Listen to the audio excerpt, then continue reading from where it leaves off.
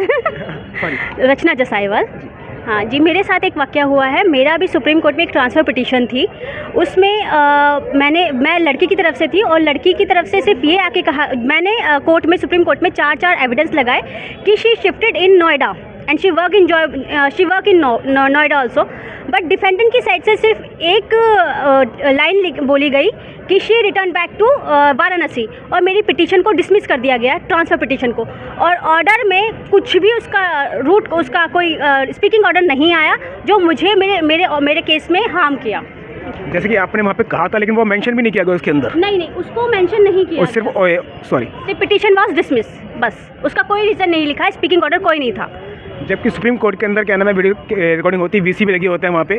अगर वो डेटा वहाँ प्रिजर्व होता तो आप नेक्स्ट डेट के अंदर जाके उस रिकॉर्डिंग को दिखा के कह सकते थे कि मैंने ये बोला पर इसमें रिकॉर्ड नहीं हुआ, तो उसका बेनिफिट कितना मिलता आपको?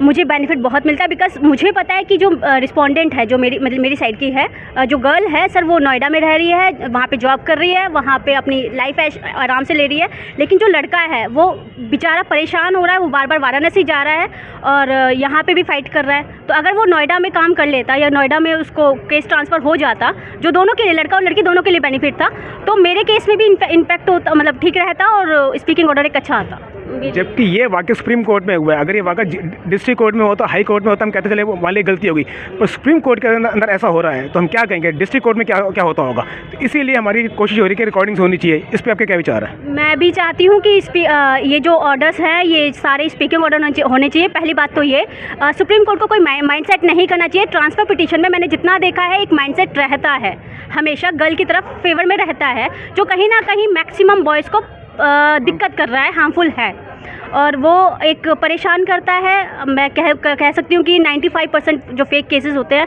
वो डाले जाते हैं। और अगर स्पीकिंग ऑर्डर होता सुप्रीम कोर्ट का तो मेरे लिए भी बेनिफिट होता, और अगर वो वीडियो रिकॉर्डिंग होती तो इन फ्यूचर मैं उसका स्टेप ले सकती थी। आज अगर मैं उसका कोई दोबारा रिवीजन वगैरह कुछ डालती हूँ और लड़की दोबारा नोएडा में ही रहती है, तो मेरे पास कोई ऑप्शन नहीं है कि मैं बोल सकूँ कि इसने ये लाइन बोल दी थी कि she return back to Varanasi. मेरे पास कोई उसका सबूत नहीं है।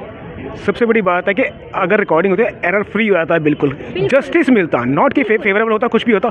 हम नहीं कहते कि किसी के फेवर लीजिए, पर न्याय होता है, वो निष्पक्ष होता है हमेशा, वो किसी के साथ नहीं होता, वो निष्पक्ष होता है। बिल्कुल सर, सभी को सही बोला आपने। धन्यवाद मैडम, आपको ये विचार रखने के लिए हमारा बहुत बहुत शुक्रिया आपका। Thank you so much sir.